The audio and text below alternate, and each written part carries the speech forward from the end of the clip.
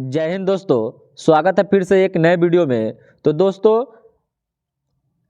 आज से हम लोग एनसीईआरटी का सार संग्रह देखेंगे। जो जितने भी एग्जाम होते हैं जैसे बिहार एसएससी हो गया, बीएसएससी हो गया, बिहार पुलिस हो गया, बिहार दरोगा, रेलवे, जितने भी एग्जाम होते हैं सभी में यह प्रश्न जरूर पूछे जाते हैं और यह एनसीईआरटी का सार संग्रह है।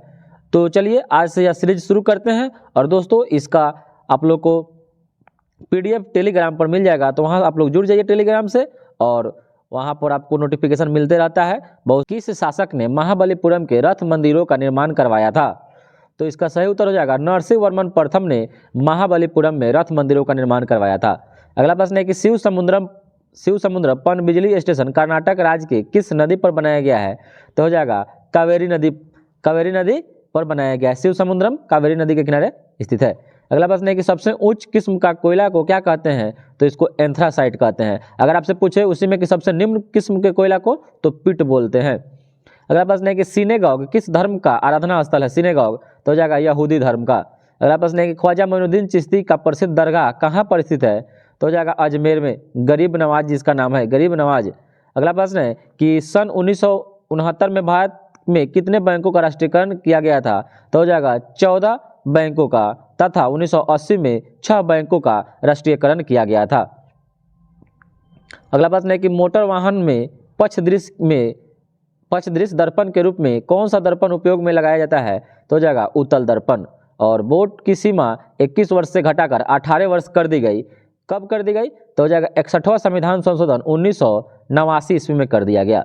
अगला प्रश्न है कि भारत के प्रथम गवर्नर जनरल कौन थे? तो हो जाएगा वारेन हेस्टिंग्स। और भारत का पहला वायसराय कौन था? तो हो जाएगा लॉर्ड कैनिंग था।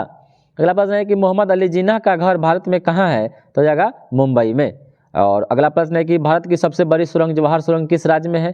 तो हो जाएगा जम्मू और कश्मीर में। और अभी वर्तमान में आपसे पूछे कि भारत की सबसे बड़ी सुरंग कौन है? तो चेनारी नासरी सुरंग है, ये भी जम्मू कश्मीर में ही है।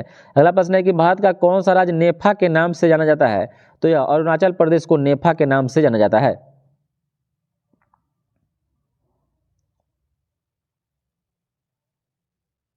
पौधे के कौन से भाग से प्राप्त होती है? तो हो जाएगा पुष्प कली से। अगला प्रश्न है कि अद्वैतवाद का सिद्धांत दिया था किसने? तो श्री शंकराचार्य के द्वारा दिया गया था।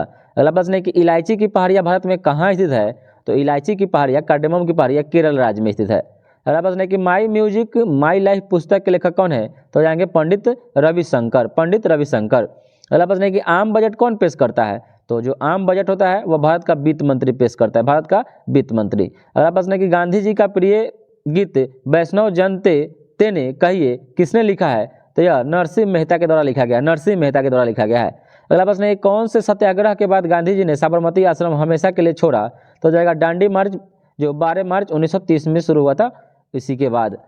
अगला प्रश्न है कि एलिसा टेस्ट किसकी जांच के लिए किया जाता है? तो जाएगा HIV संक्रमण यानी एड्स के लिए किया जाता है।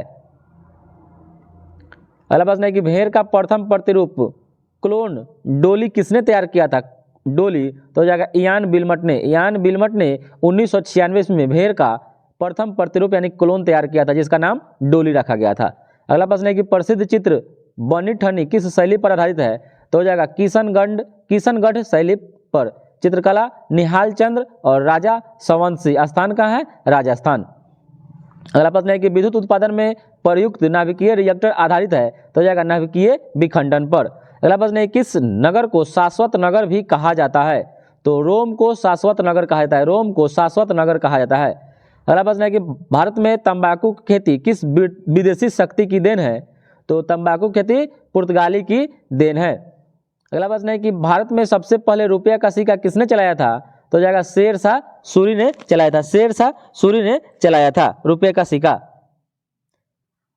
अगला प्रश्न है कि 1998 में पोखरण में आणविक परीक्षण करने की सक्रिय का कूट नाम क्या था? तो हो जाएगा ऑपरेशन शक्ति। जो 1998 में पोखरण जो हुआ था, पोखरण परीक्षण, आणविक परीक्षण, उस सक्रिय कूट का नाम रखा गया था ऑपरेशन शक्ति रखा गया था। अगला प्रश्न है कि मैं ही राज हूँ और मेरे शब्द ही कानून है, यह किसका कथन था? तो हो जाएगा लुई 14वां का, जो फ्रांस का था। अगला प्रश्न है कि राइट्स ऑफ मैन नामक पुस्तक की रचना किसने किया है? तो हो जाएगा थॉमस पेन के द्वारा किया गया। यह पुस्तक अगला प्रश्न है कि श्रीमद् भागवत गीता का अंग्रेजी अनुवाद किसने किया था? तो हो जाएगा जॉन विल्किंस के द्वारा किया गया था। जॉन विल्किंस के द्वारा श्रीमद् भागवत गीता का अनुवाद किया गया था। अगला प्रश्न है कि लौह और रक्त की नीति अपनाने वाला भारतीय सुल्तान कौन था? तो यह बलबन के द्वारा इसको अपनाया गया था। अगला प्रश्न है कि बक्साइट किस धातु का अयस्क होता है? तो हो जाएगा एल्युमिनियम का। और वर्ण व्यवस्था किस सभ्यता की देन है? तो हो जाएगा आर्यों की देन है। और भारत का सबसे प्राचीन अजायब घर? तो हो जाएगा कोलकाता अजायब घर। और 5 नदियों की भूमि किसे कहा जाता है? तो हो जाएगा पंजाब को कहा जाता है। और मनुष्य के रक्त का लाल रंग किस हीमोग्लोबिन की उपस्थिति के कारण होता है? तो हो जाएगा एरिथ्रोसाइट के कारण होता है।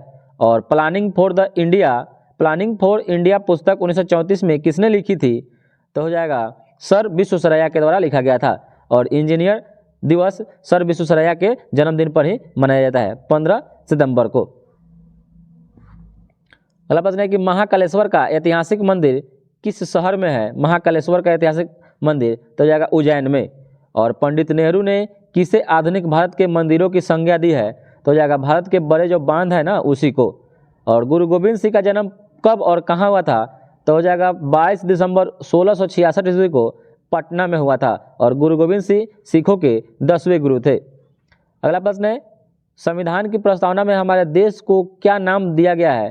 तो हो जाएगा भारत अर्थात इंडिया अर्थात भारत। अगला प्रश्न है कि भारत के किस प्रधानमंत्री को संसद का सामना नहीं करना पड़ा?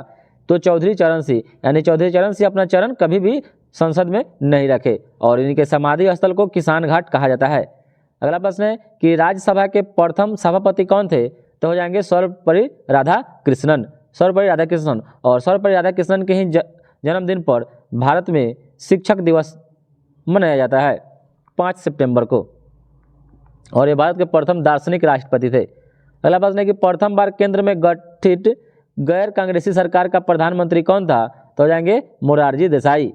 और बीजक किसकी रचना है? तो हो जाएगा कबीरदास की। बीजक, शबद और रामायणी तीनों याद रखिएगा। बीजक, शबद और रामायणी कबीरदास की रचना है। अगला प्रश्न है कि भारत का आखिरी बार अंग्रेजी वायसराय कौन था? तो हो जाएगा लॉर्ड माउंटबेटन। अंतिम वायसराय लॉर्ड माउंटबेटन था।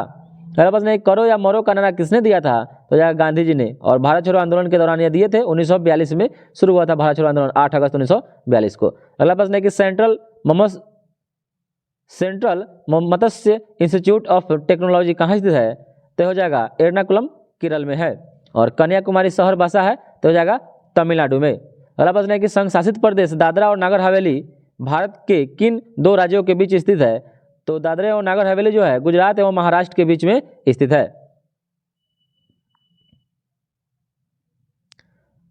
अगला प्रश्न है कि भारत में चंदन की लकड़ी के लिए प्रसिद्ध राज्य कौन से हैं? तो हो जाएगा कर्नाटक और तमिलनाडु। अगला प्रश्न है कि भारत में सबसे ज्यादा रेशम उत्पादित कौन करता है? तो सबसे ज्यादा रेशम कर्नाटक उत्पादित करता है। अगला प्रश्न है कि नोबेल पुरस्कार कितने क्षेत्रों में दिया जाता है? तो ये 6 क्षेत्रों में दिया जाता है। ठीक है। और नोबेल पुरस्कार की शुरुआत 1901 ईस्वी से हुई थी। अगला प्रश्न है कि विवेकानंद स्मारक कहाँ है? तो हो जाएगा तमिलनाडु में है। अगला प्रश्न है किसने कहा था कि मध्यरात्रि की चकोर पर जब सागर सोता है तो भारत अपने जीवन व स्वतंत्रता के लिए जाग उठेगा? तो हो जाएगा पंडित जवाहरलाल नेहरू का यह कथन है। अगला प्रश्न है कि गद्य एवं पद दोनों में किस ग्रंथ की रचना की गई है? तो हो जाएगा यजुर्वेद की। और वेद कितने हैं? 4 हैं। सबसे बाद का वेद अथर्ववेद, सबसे पुराना वेद ऋग्वेद है। अगला प्रश्न है कि सर्वप्रथम किस महिला ने बौद्ध धर्म ग्रहण किया था? तो हो जाएगा गौतमी, उसके बाद नंदा 2, उसके बाद यशोधरा 3। ठीक है, याद रखिएगा। अगर आपसे पूछे कि प्रथम तो गौतमी उनकी सौतेली माता थी। अगर दूसरा पूछे तो नंदा, तीसरा यशोधरा। अगला प्रश्न है किस नेता ने तीनों गोलमेज सम्मेलन में भाग लिया था? तो हो जाएगा भीमराव अंबेडकर।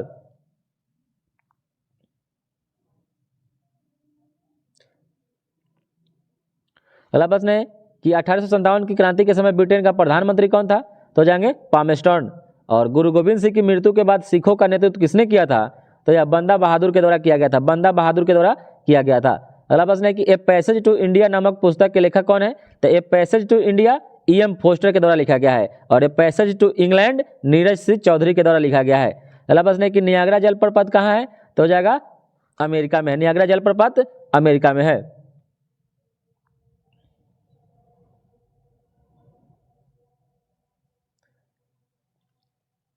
अगला प्रश्न है कि अल हिलाल समाचार पत्र किसने शुरू किया था? तो जाएंगे अबुल कलाम आजाद के द्वारा यह शुरू किया गया था। अगला प्रश्न है कि अलमाटी बांध किस नदी पर बना है? तो जाएंगे कृष्णा नदी पर बना हुआ है।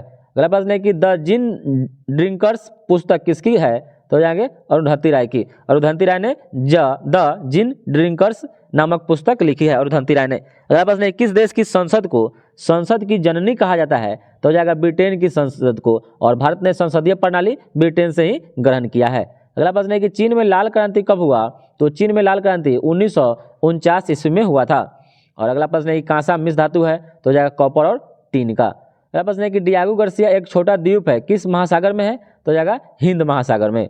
और भाखड़ा नांगल बांध किस वर्ष में बना, तो हो जाएगा 1963 ईस्वी में। अगला प्रश्न है कि सार्क की स्थापना कब हुई थी, तो सार्क यानी दक्षेस की स्थापना 8 दिसंबर 1985 को ढाका में हुआ था। लेकिन आपसे पूछे कि सार्क में सदस्य देशों की संख्या कितनी है, 8 है। इसका मुख्यालय कहाँ है, तो नेपाल काठमांडू में है, ठीक है। अगला प्रश्न है कि सोमपैंस कहाँ के आदिवासी हैं, सोमपैंस आदिवासी हैं या सोमपैंस अंडमान निकोबार के सोमपैंस। अगला प्रश्न है कि तेनालीरामन किनके दरबारी कवि थे, तो हो जाएंगे कृष्णदेव राय के, और कृष्णदेव राय तुलुब वंश का सबसे महान शासक हुआ।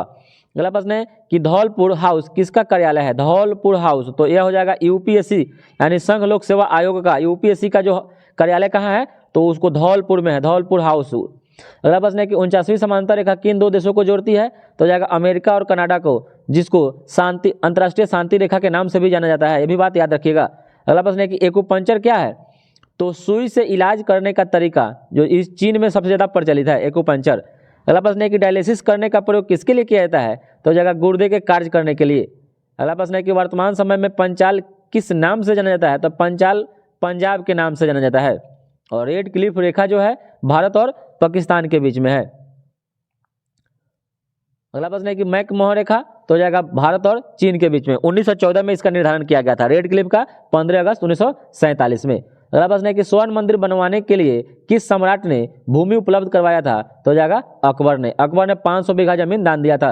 अगला प्रश्न है कि शब्द टी किस खेल से संबंधित है, तो हो जाएगा गोल्फ से। टी शब्द गोल्फ से संबंधित है। अगला प्रश्न है कि गरजने वाला चालीसा यानी रोरिंग फोर्टीज क्या है, तो इस पछुआ पवन को गरजने वाला चालीसा बोला जाता है। अगला प्रश्न है कि पृथ्वी अपने अक्ष पर किस दिशा में घूमती है, तो यह पश्चिम से पूरब की दिशा में घूमती है, इसी कारण सूर्य पूरब से निकलता है। अगला प्रश्न है कि निकट दृष्टि दोष में किस लेंस का प्रयोग किया जाता है, तो निकट दृष्टि दोष जिसको होगा उसको दूर करने के लिए अवतल लेंस का प्रयोग करेंगे, जिसको दूर दृष्टि दोष होगा उसको उत्तल लेंस का चश्मा कहते हैं पहनने के लिए। अगला प्रश्न है कि औरंगजेब की माँ का क्या नाम था, तो हो जाएगा मुमताज महल। अगला प्रश्न है कि राष्ट्रीय प्रतीक में अशोक चक्र का रंग कैसा है, तो हो जाएगा गहरा नीला यानी नेवी ब्लू है। अगला प्रश्न है कि भारतीय वाद्य यंत्र में सबसे पुराना वाद्य यंत्र कौन सा है, तो सबसे पुराना वाद्य यंत्र बीना है। और सेंटीग्रेड में सामान्य मनुष्य का सामान्य ताप क्या होता है, तो हो जाएगा 37 डिग्री सेल्सियस, 98.6 डिग्री फ़ारेनहाइट और 310 केल्विन होता है, ये भी बात याद रखिएगा। अगला प्रश्न है कि अमेरिका ने 1776 में किसने आज़ादी की घोषणा किया, तो ये हो जाएगा थॉमस जेफरसन। याद रखिएगा 4 जुलाई 1776 में अमेरिका को आज़ादी प्राप्त हुई और 4 जुलाई को अमेरिकी स्वतंत्रता दिवस मनाया जाता है। अगला प्रश्न है कौन सा देश 100 वर्षीय युद्ध में शामिल था, तो हो जाएगा इंग्लैंड और फ्रांस के बीच में 100 वर्षीय युद्ध हुआ था। अगला प्रश्न है कि संसार का सबसे बड़ा डाक नेटवर्क किस देश का है, तो हो जाएगा भारत का। अगला प्रश्न है कि संसद भवन पर आतंकी हमला कब हुआ, तो 13 दिसंबर 2001 में, और मुंबई पर हमला पूछे तो 26 नवंबर 2008 को हुआ था। अगला प्रश्न है कि सल्तनतकालीन सुल्तानों में किसने इक्तादारी प्रथा चलाई थी, तो इक्तादारी प्रथा या इल्तुतमिश के द्वारा चलाया गया था, इल्तुतमिश के द्वारा। अगला प्रश्न है कि भारतीय राष्ट्रीय कांग्रेस के सबसे अधिक समय तक अध्यक्ष कौन रहे, तो सबसे अधिक समय तक अधिक बार पूछेगा तो 3 बार, ठीक है। Dadabhai Naoroji great grand old man के नाम से इनको जाना जाता है, ठीक है। 3 बार ये रहे थे। और ऐसे पूछे कि लगातार एक के बार में बने तो सबसे ज़्यादा दिन तक तो रहे थे अबुल कलाम आज़ाद, जिनके जन्मदिन पर क्या मनाते हैं, शिक्षा दिवस मनाते हैं 11 नवंबर को, जो 40 से लेकर 46 तक रहे थे। अगला प्रश्न है कि किस धर्म सुधारक की मृत्यु भारत से बाहर हुई थी, तो हो जाएंगे राजा राम मोहन राय की 1833 में लंदन में, ठीक है। ब्रिस्बेन याद रखिएगा, लंदन में हुआ था, ब्रिस्बेन में। अगला प्रश्न है कि भारत का सबसे बड़ा मछली निर्यातक राज्य, तो सबसे बड़ा मछली निर्यातक राज्य केरल है। और सबसे ज़्यादा अगर कहे कि सबसे ज़्यादा मछली कहाँ पकड़ा जाता है साफ पानी में, तो हो जाएगा आपका पश्चिम बंगाल में। अगला प्रश्न है कि वर्ल्ड वाइड वेब का आविष्कारक कौन था, यानी WWW का? Tim Berners Lee. ये वर्ल्ड वाइड वेब इसको बोलते हैं, विश्व व्यापक जाल हिंदी में बोलते हैं, ठीक है। अगला प्रश्न है कि रैपिलिट ऑफ लॉ नामक पुस्तक की रचना किसने की है? रैपिलिट ऑफ लॉ नामक पुस्तक की रचना मतेस्क्यू के द्वारा किया गया है, मतेस्क्यू के द्वारा किया गया है। अगला प्रश्न है कि भारत में पहली नियमित जनगणना लॉर्ड रिपन के कार्यकाल में 1881 में। ऐसे पूछे कि सबसे पहले तो लॉर्ड मेयो के कार्यकाल में 1872 ईस्वी में जनगणना शुरू हुई थी, और जनगणना संघ सूची के अंतर्गत आता है, और जनगणना कराने का अधिकार किसके पास है? केंद्र सरकार के पास है। चलिए कुछ और पॉइंट देख लेते हैं, जैसे भारतीय संविधान के भागों का वर्णन। तो जैसे भाग 1 में संघ और राज्य क्षेत्र है, अनुच्छेद 1 से 4 तक है। भाग 2 में नागरिकता है, जो 5 से 11 है। भाग 3 में मौलिक अधिकार है, जो अनुच्छेद 12 से 35 के बीच में है। भाग 4 में नीति निषेध तत्व है, जो 36 से 51 है, जो आयरलैंड के देश से लिया गया है। और भाग 4 के क में मूल कर्तव्य है, जो 51 के क में निहित है, जिसको रूस देश के संविधान से ग्रहण किया गया, जिसको 42वां संविधान संशोधन 1976 में सरदार सोन समिति की सिफारिश पर जोड़ा गया। इससे पहले मूल कर्तव्य 10 थे, जब इसको जोड़ा गया इस समय 10 था जब 1976 के समय, और 86वां संविधान 66वां संविधान संशोधन 2002 में जब शिक्षा के अधिकार को जोड़ा गया तो मूल कर्तव्यों की संख्या 11 हो गई। ये भी बात याद रखिएगा। अगला प्रश्न है कि भाग 5 में क्या है? संघ अनुच्छेद है, जो 52 से 151 तक है। भाग 6 में राज्य अनुच्छेद है, जो 152 से 237 है। और भाग 7 में पहली अनुसूची के भाग ख के राज्य अनुच्छेद 238 तक है। और भाग 8 में क्या है? तो केंद्र शासित प्रदेशों का प्रशासन अनुच्छेद 239 से 242। भाग 9 में पंचायत अनुच्छेद 243 के क से लेकर 9 तक, ठीक है। और भाग 9 के क में क्या है? नगर पालिका अनुच्छेद 243 के त से लेकर 6 तक। और भाग 10 अनुसूचित जनजाति क्षेत्र अनुच्छेद 244 से 244 ए तक। और भाग 11 में केंद्र एवं राज्य के बीच संबंध अनुच्छेद 245 से 263। भाग 12 वित्त, समुदाय, संपत्ति और वादा अनुच्छेद 246 से 300 के बीच में। और भाग 13 में क्या है? तो भारत के राज्य क्षेत्र के भीतर व्यापार, वाणिज्य एवं समागम अनुच्छेद 301 से 307 तक। भाग 14 संघ तथा राज्यों के अधीन सेवाएं अनुच्छेद 308 से 323 के बीच। भाग 15 निर्वाचन 324 से 326, जिसमें 324 से 329, जिसमें 326 क्या है? वयस्क मताधिकार। भाग 16 कुछ वर्गों के संबंध में विशेष उपबंध अनुच्छेद 330 से 342। भाग 17, तो भाग 17 में हो जाएगा आपका राजभाषा। भाग 17 में राजभाषा 343 से 351। भाग 18 आपात उपबंध अनुच्छेद 352 से लेकर 307। भाग 19 प्रकीर्णन अनुच्छेद 361 से 367। भाग 20 संविधान संशोधन 368 कहाँ से लिया गया है? दक्षिण अफ्रीका के देश से। अगला प्रश्न है कि भाग 21 अस्थायी संक्रमणकालीन और विशेष उपबंध अनुच्छेद 369 से लेकर 392। और भाग 22 में संक्षिप्त नाम हिंदी में प्राधिकृत पाठ एवं निःसरण अनुच्छेद 393 से 395। अभी वर्तमान में अनुच्छेद 444 प्लस, ठीक है, याद रखिएगा 25 भाग है। कितना भाग? कितना? 25। अनुसूची 12, अनुसूची की संख्या 12। अगला प्रश्न है कि नृत्य करती हुई लड़की की कांसे की मूर्ति कहाँ से प्राप्त हुई है? तो हो जाएगा मोहनजोदड़ो से। मोहनजोदड़ो कहाँ है? पाकिस्तान में है। खोज किसने किया था? तो रखाल दास बनर्जी ने 1922 ईस्वी में। मोहनजोदड़ो की खोज रखाल दास बनर्जी 1922। अगला प्रश्न है कि भागवत गीता किस धार्मिक पुस्तक का अंग है? तो हो जाएगा महाभारत का। लिखा किसने? वेद व्यास ने। अगला प्रश्न है कि महायान या थेरवाद, याद रखिएगा महायान या थेरवाद का संबंध बौद्ध धर्म से। महायान को थेरवाद भी बोलते हैं। महायान को क्या बोलते हैं? थेरवाद भी बोलते हैं। महायान और हीनयान चौथी बौद्ध संगीति में बट गया था कनिष्क के शासनकाल के समय। अगला प्रश्न है कि विजयनगर साम्राज्य की स्थापना किसके काल में हुई थी?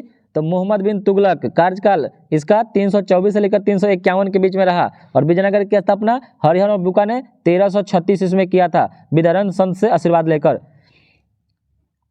दे दिया यहाँ पर। अगला प्रश्न है कि आईने अकबरी कितने भागों का संकलन है? तो यह जाएगा 5 भागों का संकलन है। 5 भागों का संकलन है, 5, याद रखिएगा। अगला प्रश्न है कि अबुल फजल किसने लिखा है? तो हो जाएगा अबुल फजल, क्वेश्चन है कि आईने अकबरी किसने लिखा है? तो हो जाएगा अबुल फजल के द्वारा लिखा गया है। अगला प्रश्न है कि आईने अकबरी किसका भाग है? तो हो जाएगा अकबरनामा का। अकबरनामा का भाग है, अकबरनामा। अगला प्रश्न है कि एक प्रकाश तंतु की कार्य प्रणाली किस पर निर्भर करती है? तो एक प्रकाश तंतु की कार्य प्रणाली पूर्ण आंतरिक परावर्तन पर काम करती है, पूर्ण आंतरिक परावर्तन पर कार्य करती है। अगला प्रश्न है कि निरोधी विभव और अति लघु होगा तो हो जाएगा लाल में, कहाँ होगा, लाल में, और ज्यादा के लिए नीला हो जाएगा। अगला प्रश्न है कि तट स्थला वक्र मूल बिंदु की ओर होती है, मूल बिंदु की ओर होती है तो हो जाएगा उत्तर रेखा की ओर। और भारत में 1 रुपयों के नोट को कौन जारी करता है तो हो जाएगा भारत सरकार जारी करता है। और गेहूं की अर्धवामन किस्म का विकास किसने किया था तो हो जाएगा नॉर्मन ई बोरलॉग के द्वारा किया गया था। और ब्रेकर पिस्ट का उपयोग कौन से खाद्य उत्पाद बनाने में किया जाता है तो ये ब्रेड बनाने में किया जाता है, ब्रेड बनाने में किया जाता है। और ग्रीन हाउस गैस नहीं है तो green house gas sulphur dioxide नहीं है। और जो होती है कौन कौन green house gas, carbon dioxide, chlorofluorocarbon, जलवाष्प, ये सभी ग्रीन हाउस गैस होता है। एक इलेक्ट्रॉन का आवेश कितना होता है तो जाएगा -1.6 × 10⁻19 कूलम्ब के बराबर होता है। अगला प्रश्न है कि 2 आवेशित कणों के बीच की दूरी दुगुनी कर देने पर उसके बीच का बल जो क्या होगा तो 4 गुना हो जाएगा। और कौन सा प्रभाव प्रकाश तरंगों की प्रकृति को दर्शाता है तो हो जाएगा व्यतिकरण। व्यतिकरण एक प्रक्रिया है जो प्रकाश तरंगों की प्रकृति को दर्शाता है। और प्रकाश तरंग जो है यह तरंग की भांति और कण की भांति दोनों काम करता है। अगला प्रश्न है कि प्रत्यक्ष कर होते हैं तो प्रत्यक्ष कर में कौन कौन आएगा, जो डायरेक्ट टैक्स जो हो जाएगा निगम कर, संपत्ति कर और आय कर। निगम कर, संपत्ति कर, आय कर, ये सब आपका डायरेक्ट टैक्स है। और इनडायरेक्ट टैक्स में क्या क्या आ जाएगा तो सेवा कर हो जाएगा और वैट कर हो जाएगा। और हड़प्पा सभ्यता का कौन सा स्थल हरियाणा में है तो हरियाणा में है आपका बनवाली, मिताथल और राखीगढ़ी, सब एक कहाँ है, हरियाणा में है। और मनु स्मृति का संकलन कब हुआ था तो हो जाएगा 200 ईसा पूर्व में हुआ था, 200 ईसा पूर्व में मनु स्मृति। अगला प्रश्न है कि बौद्ध धर्म में मुक्ति मार्ग यानी मोक्ष का साधन क्या है तो हो जाएगा अष्टमार्ग। अष्टमार्ग गौतम बुद्ध के द्वारा अष्टांगिक मार्ग की परिकल्पना की गई थी।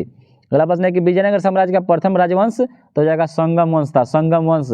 और बाबरनामा, बाबर की आत्मकथा का नाम बाबरनामा। तुजुक ए बाबरी तुर्की भाषा में लिखा कौन तो आत्मकथा का मतलब होता है कि जो खुद अपने से लिखता है उसको आत्मकथा बोलते हैं। और आपके बारे में दूसरे के द्वारा लिखा गया उसको बायोग्राफी बोलते हैं, बायोग्राफी। अगला प्रश्न है कि पहाड़िया लोग खेती करने के लिए कौन सा उपकरण का प्रयोग करते थे तो जाएगा कुदाल। और पहाड़ी लोग ज़्यादातर सीढ़ीनुमा खेती करते हैं। अगला प्रश्न है कि 1977 ईस्वी से पहले भारत में ब्रिटिश साम्राज्य की राजधानी कहाँ स्थित थी तो जाएगा कलकत्ता में। और कलकत्ता के बाद दिल्ली 1912 ईस्वी में राजधानी बन गई। और महात्मा गांधी ने व्यक्तिगत सत्याग्रह कब शुरू किया तो जाएगा 1940 से 41 में, अक्टूबर-दिसंबर के बीच में। अगला प्रश्न है कि मुस्लिम सांप्रदायिकता के उदय का मुख्य कारण क्या था तो जाएगा बहावी आंदोलन, सर सैयद अहमद खां द्वारा सांप्रदायिक प्रचार, अंग्रेजों की फुट डालो और राज करो की नीति। अगला प्रश्न है कि अखिल भारतीय हिंदू महासभा की स्थापना कब हुई तो जाएगा 1915 ईस्वी में मदन मोहन मालवीय के द्वारा।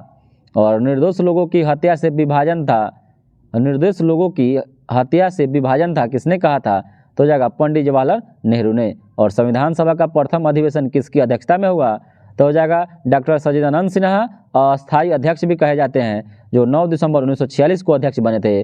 और इन्हीं के 2 दिन बाद 11 दिसंबर 1946 को डॉक्टर राजेंद्र प्रसाद अस्थायी अध्यक्ष चुने जाते हैं। और भारतीय संविधान कब पारित हुआ तो हो जाएगा 26 नवंबर 1949 को। लागू पूछे तो 26 जनवरी 1950 को। और भारतीय संविधान सभा के अस्थायी अध्यक्ष कौन थे तो जाएंगे डॉक्टर राजेंद्र प्रसाद। कब बने थे तो 11 दिसंबर 1946 को। अगला प्रश्न है कि चौथी लोकसभा के चुनाव कब हुए तो हो जाएगा 1967 ईस्वी में। और प्रथम लोकसभा के चुनाव 1951 से 52 में हुआ था। और 5वें आम चुनाव के बाद भारत के पीएम कौन बनी तो जाएगा 1971 में इंदिरा गांधी। और कांग्रेस पार्टी द्वारा गरीबी हटाओ का नारा कौन से लोकसभा चुनाव में दिया गया तो जाएगा पाँचवीं ही लोकसभा में। अंग्रेजों से विद्रोह कब किया था तो हो जाएगा 30 जून 1855 ईस्वी में। नेतृत्व किसने किया था तो सिद्धू कानू चांद भैरव। याद रखिएगा कि संथालों का नेतृत्व करता कौन था पूछेगा आपसे तो सिद्धू और कानू, चांद भैरव चारों थे, लेकिन ज़्यादातर आपको फेमस दोनों नाम मिलते हैं सिद्धू और कानू। और बंगाल का अस्थायी बंदोबस्त किसके साथ किया गया था तो जाएगा जमींदारों के साथ, जमींदारों के साथ। और बंगाल का अस्थायी बंदोबस्त कब लागू किया गया तो जाएगा 1793 ईस्वी में। और ब्रिटिश काल में प्रथम पर्वतीय स्थल कौन सा बना तो हो जाएगा शिमला। और ब्रिटिश काल में भारत की राजधानी, ग्रीष्मकालीन राजधानी बनाया गया था इसको, शिमला को। और महात्मा गांधी की दांडी यात्रा कब शुरू हुई तो हो जाएगा 12 मार्च 1930 को। कहीं कहीं आपको 80 सत्याग्रह के साथ, कभी कभी आपको 76 सत्याग्रह भी मिलता है, याद रखिएगा। अगला प्रश्न है कि मुस्लिम लीग की स्थापना कब की गई? तो मुस्लिम लीग की स्थापना 30 दिसंबर 1906 को बांग्लादेश के ढाका में हुई। इसके नेता कौन कौन थे? तो आगा खां, सलीम उल्लाह खां और मोहम्मद अली जिन्ना था। अगला प्रश्न है किस अधिवेशन में कांग्रेस और मुस्लिम लीग में समझौता हुआ? तो हो जाएगा 1916 के लखनऊ अधिवेशन में। आपसे पूछे कि क्यों हुआ? तो हो जाएगा 1907 के सूरत अधिवेशन में दोनों बट गए थे, क्योंकि वहाँ पर कांग्रेस दो भागों में बट गया था, नरम दल और गरम दल में। तो यहीं 1916 में जो अधिवेशन हुआ इसमें नरम दल और गरम दल मिल गया। अगला प्रश्न है कि मुस्लिम लीग ने सीधी कार्यवाही दिवस कब मनाया? तो हो जाएगा 16 अगस्त 1946 को ग्रेट कोलकाता दंगा में। अगला प्रश्न है कि भारतीय संविधान सभा का निर्माण किस योजना के अंतर्गत किया गया? तो हो जाएगा कैबिनेट मिशन योजना, नवंबर 1946 में। और भारत का अंतिम वायसराय तो लॉर्ड माउंटबेटन था, और प्रथम वायसराय पूछे तो लॉर्ड कैनिंग, क्योंकि भारत शासन अधिनियम 1858 में गवर्नर जनरल का पद खत्म करके वायसराय पद किया गया था, इसलिए अंतिम गवर्नर जनरल लॉर्ड कैनिंग, प्रथम वायसराय लॉर्ड कैनिंग, अंतिम वायसराय लॉर्ड माउंटबेटन। अगला प्रश्न है कि भारतीय संविधान सभा में निर्धारित कुल संख्या कितनी थी? तो हो जाएगा 389, जिसमें 292 राज्य के प्रतिनिधि थे, 93 देशी रियासतों से थे और 4 जो थे चीफ कमिश्नर थे। अगला प्रश्न है कबीर के गुरु का क्या नाम था? तो कबीर के गुरु थे रामानंद। और स्वच्छ आकाश का रंग नीला क्यों होता है? तो जाएगा प्रकीर्णन के कारण। और ऊर्जा का पारंपरिक स्रोत नहीं है, तो जो सौर ऊर्जा है या ऊर्जा का गैर पारंपरिक स्रोत है, अकॉर्डिंग टू ऑप्शन है। और राष्ट्र निर्माण में बाधा डालना यह सांप्रदायिकता कहलाता है। और कारगिल संघर्ष के दौरान भारतीय सेना ने कौन सा ऑपरेशन चलाया था? तो जाएगा ऑपरेशन विजय, जो 26 नवंबर 1999 में हुआ था। अगला प्रश्न है कि भारत में संपूर्ण क्रांति का आह्वान किस नेता ने किया था? तो हो जाएगा जयप्रकाश नारायण। 1999 में इनको मरणोपरांत भी दिया गया। इनको क्या दिया गया? मरणोपरांत भी दिया। जयप्रकाश नारायण को क्रांति का आह्वान किस नेता ने किया था? तो जाएंगे जयप्रकाश नारायण, या 1974 इसमें पटना के गांधी मैदान से यह नारा दिए थे, और उनको 1999 में मरणोपरांत भारत रत्न दिया गया। भारत रत्न याद रखिएगा, भारत रत्न। अभी वर्तमान में भारत रत्न की देने की घोषणा बिहार के पूर्व मुख्यमंत्री कर्पूरी ठाकुर को दिया जाएगा, घोषणा कर दिया गया। अगला प्रश्न है कि वर्तमान में लोकसभा में अनुसूचित जातियों के लिए कितने स्थानों का आरक्षण दिया गया है? तो जाएगा 84। अगला प्रश्न है कि संयुक्त राज्य अमेरिका पर हुए आतंकवादी हमलों को किस नाम से पुकारा जाता है? तो जाएगा 11 सितंबर 9/11। अगला प्रश्न है कि बांग्लादेश की स्थापना कब हुई थी? तो जाएगा 26 मार्च 1971 ईस्वी में। और अंतर्राष्ट्रीय श्रम संगठन ILO का मुख्यालय कहाँ है? तो जाएगा जेनेवा में है। और ILO श्रम संगठन का स्थापना कब हुआ था? तो यह सबसे पुराना संगठन है, 1919 ईस्वी में हुआ था। इसमें सदस्य देशों की संख्या 187 है। अगला प्रश्न है कि भारत में क्योटो प्रोटोकॉल पर कब हस्ताक्षर किया गया? तो हो जाएगा 26 अगस्त 2002 को जापान में अपनाया गया, और 11 दिसंबर 1997 अपनाया गया 11 दिसंबर 1997 को, और लागू 16 फरवरी 2005 में हो गया। तो यह जलवायु परिवर्तन रोकने के लिए बनाया गया था। तो आपसे पूछे क्योटो प्रोटोकॉल किसके लिए है? तो जलवायु परिवर्तन रोकने के लिए। यह पूर्ण रूप से लागू कब हो गया? तो 2005 में। अगर आपसे पूछे कि हस्ताक्षर कब हुआ था? तो 2002 में। फिर इसको अपना कब लिया गया? तो 11 दिसंबर 1997। लेकिन फिर लागू कब हुआ? तो 2005 में। 3 क्वेश्चन इसमें है। अगला प्रश्न है कि विद्युत आवेश का SI मात्रक तो कूलम होता है। और तापमान में वृद्धि से एक चालक की प्रतिरोधकता पर क्या प्रभाव पड़ेगा? तो हो जाएगा बढ़ जाएगा। और एक प्रतिचुंबकीय पदार्थ की चुंबकीय प्रवृत्ति होती है, तो हो जाएगा अल्प और ऋणात्मक, कम भी हो सकता है और ऋणात्मक होगा। और एक सामान्य मानव नेत्र के लिए सुस्पष्ट दृष्टि की अल्पतम दूरी यानी न्यूनतम दूरी 25 मीटर होती है। और आपसे पूछे कि आपसे अधिकतम दूरी कितनी होती है, तो उसको अनंत बोलते हैं, अनंत। में नव निर्माण आंदोलन चला था, तो नव निर्माण आंदोलन गुजरात में चला था। इसकी शुरुआत जो हुई थी 20 दिसंबर 1973 से लेकर 16 मार्च 1974 तक हुई थी। और भारत में नई आर्थिक नीति कब अपनाई गई? तो 1991 ईस्वी में। और भारत में नई आर्थिक किसके शासनकाल में अपनाई गई? तो जाएगा PV नरसिम्हा राव के शासनकाल में। उस समय मनमोहन सिंह वित्त मंत्री हुआ करते थे। अगला प्रश्न है कि रूस में साम्यवादी क्रांति कब हुई? तो जाएगा 1917 में। अगला प्रश्न है कि अर्थशास्त्र में स्थिर ऊपरी लागत का क्या अर्थ होता है? तो जाएगा मांग के साथ न बदलने वाली लागत। और राष्ट्रीय आय की गणना में नहीं माना जाता है महिला द्वारा घरेलू कार्य। अगला प्रश्न है कि भारतीय संविधान का कौन सा अनुच्छेद विधेयक की परिभाषा देता है, यानी धर्म विधेयक अनुच्छेद 110, और यह केवल लोकसभा में ही पेश किया जा सकता है। अगला प्रश्न है किन स्थितियों के अंतर्गत संसद का एक सदस्य निर्रहित किया जा सकता है, यानी उसको बर्खास्त हटा सकता है, निर्रहित किया जा सकता है। तो यदि वह भारत सरकार के अधीन लाभ पद पर धारण करता है, और यदि किसी भी कानून द्वारा अयोग्य घोषित किया जाता है, यदि वह अनुत्मुक्त दिवालिया है तब। और इलाहाबाद का पुराना नाम प्रयागराज, वर्तमान में इलाहाबाद का नाम बदलकर प्रयागराज ही कर दिया गया है। अगला प्रश्न है कि दिल्ली के किस सुल्तान के कुछ आज की कागजी मुद्रा की तरह टोकन मुद्रा किसने चलाई थी? तो टोकन मुद्रा मोहम्मद बिन तुगलक MBT के द्वारा चलाया गया था।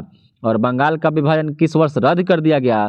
तो यह 1911 में रद्द कर दिया गया। और जान लेते हैं कब हुआ था, तो 1905 में बंगाल का विभाजन हुआ था लॉर्ड कर्जन के शासनकाल में। और प्रभावी रूप से बंगाल का विभाजन 16 अक्टूबर 1905 को हो गया, और उसके बाद 1911 में इसको रद्द कर दिया गया लॉर्ड हार्डिंग द्वितीय के द्वारा।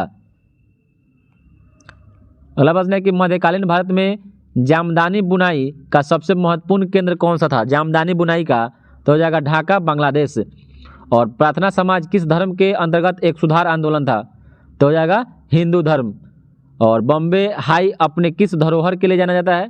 तो हो जाएगा पेट्रोलियम के लिए। और एक विद्युत रूम हीटर की कुंडली को क्या कहा जाता है? तो इसको एलिमेंट कहा जाता है। और पेचिस तथा मलेरिया जैसी बीमारियां किसके कारण होती है? तो हो जाएगा एक कोशी प्रोटोजोआ के कारण होता है। और पेचिस जो प्रोटोजोआ होता है उसका नाम है एंट अमीबा हिस्टोलिका, बहुत बार पूछता है, आप लोग याद रखिएगा। और ऑक्सीजन युक्त हवा को शरीर में लेने की प्रक्रिया को प्रश्वसन कहते हैं, प्रश्वसन।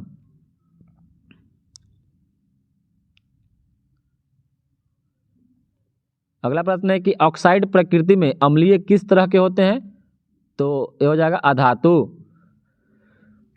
और भौम जल स्तर के नीचे पाए जाने वाले जल को भूजल बोलते हैं। और जब उत्पादन का स्तर शून्य होता है तब स्थिर लागत धनात्मक हो जाएगी। और किस बाजार में विक्रय लागतों का महत्व होता है? तो जहां पर एकाधिकार होता है। अगला प्रश्न है कि राष्ट्रीय आय का अध्ययन होता है समष्टिगत और शास्त्र में, समष्टिगत और शास्त्र में राष्ट्रीय आय का अध्ययन होता है। और भुगतान शेष में क्या शामिल होता है? तो हो जाएगा दृश्य मर्दे, अदृश्य मर्दे और पूंजी अंतरण। और दोहरी गणना की समस्या किस विधि में होती है? तो हो जाएगा उत्पाद विधि में होती है, उत्पाद विधि में। और सिलिकॉन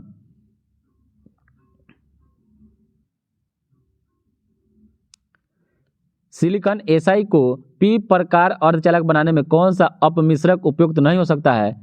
तो हो जाएगा P फास्फोरस।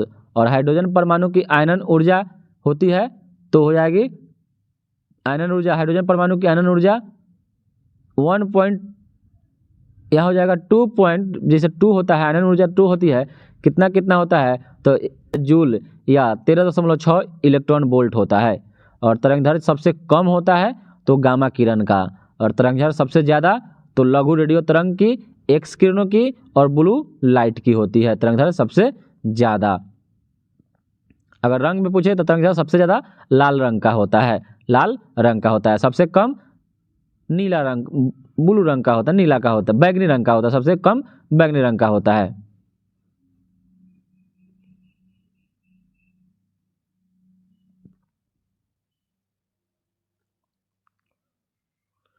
अगला प्रश्न है कि बृहत उत्पादन पद्धति से बनी विश्व की पहली कार का नाम तो हो जाएगा टी मॉडल फोर्ड, 1908 ईस्वी में बनाया गया था।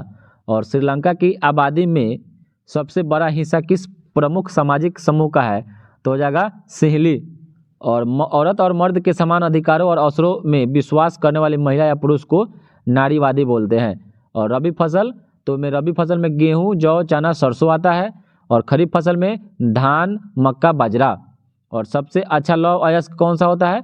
तो मैग्नेटाइट, हेमेटाइट, लिमोनाइट और सिडराइट, ये सभी सबसे अच्छा लोहा का अयस्क है। और किस पड़ोसी देश ने मानव विकास के लिहाज से किस देश की स्थिति भारत से बेहतर है? यानी मानव विकास के लिहाज से तो श्रीलंका की। अगला प्रश्न है कि उस कानून का नाम बताइए जिसके अंतर्गत ब्रिटिश सरकार ने मक्का के आयात पर पाबंदी लगा दी थी। तो हो जाएगा कॉर्न लॉ। और ये कब लगाया था? तो 1815 से लेकर 1846 ईस्वी तक। और रेशे वाली फसल को कौन है? तो पटसन हो जाएगा। और बेल्जियम में सामान्य रूप से कौन सी 2 भाषाएं बोली जाती है? तो बेल्जियम में फ्रेंच और डच बोली जाती है।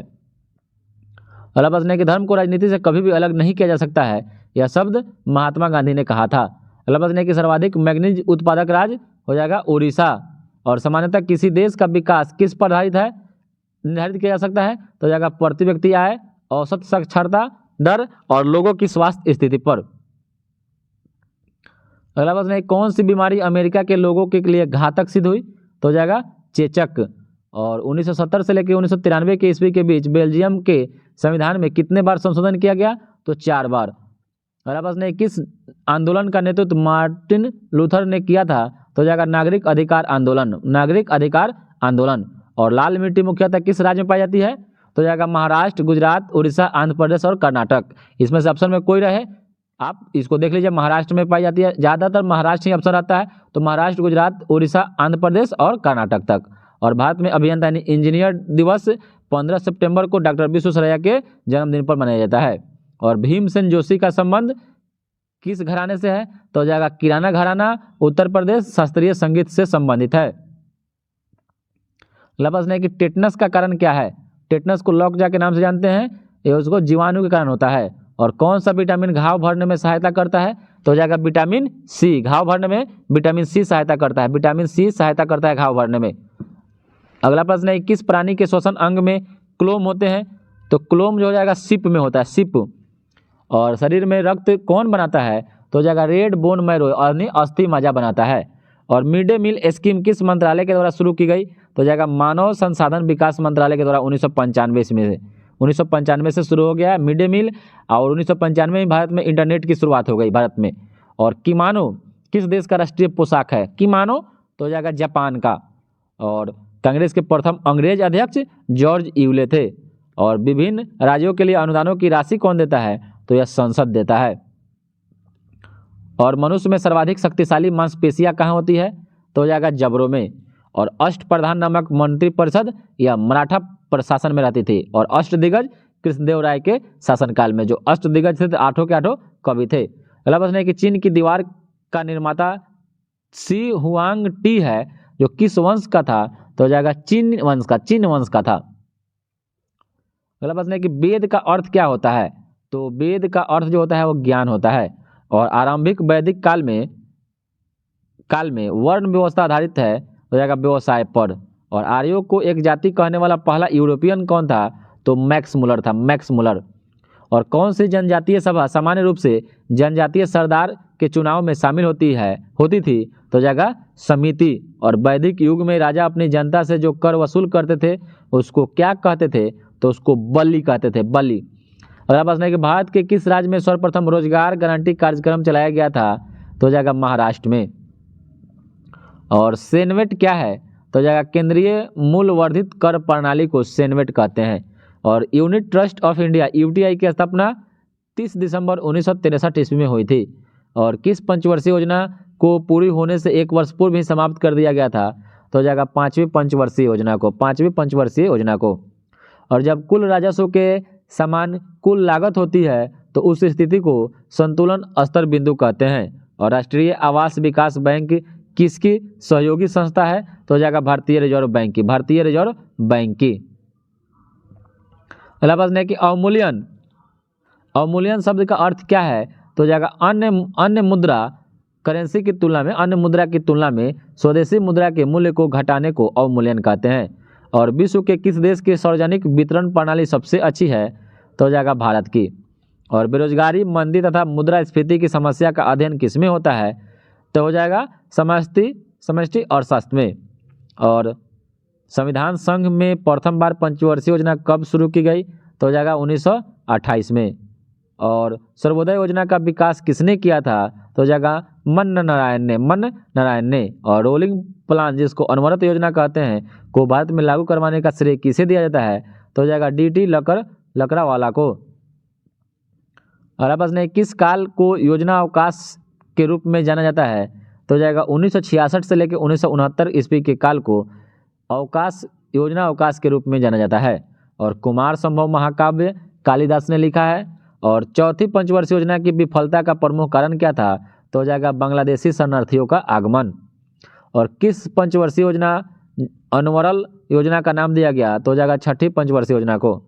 और 12वीं पंचवर्षीय योजना की अवधि का कार्यकाल 2012 से लेकर 2017 था। इसी के बाद 2012 से 17 में चल रहा था। इसी समय 1 जनवरी 2015 को नीति आयोग इसका नाम बदल कर दिया गया, इसके जगह पर कर दिया गया। अगला प्रश्न है कि हरित क्रांति शब्द का सर्वप्रथम प्रयोग किसने किया था? तो हो जाएगा विलियम गॉड। और भारत में हरित क्रांति के जनक MS स्वामीनाथन को माना जाता है। अगर आपसे सीधे पूछे कि हरित क्रांति का जनक, तो नॉर्मन ई बोरलॉग को माना जाता है, जो अमेरिका के निवासी थे। और भारतीय रिजर्व बैंक का लेखा वर्ष जो है, लेखा वर्ष जुलाई से लेकर जून के बीच में होती है, जुलाई से लेकर जून के बीच में होती है।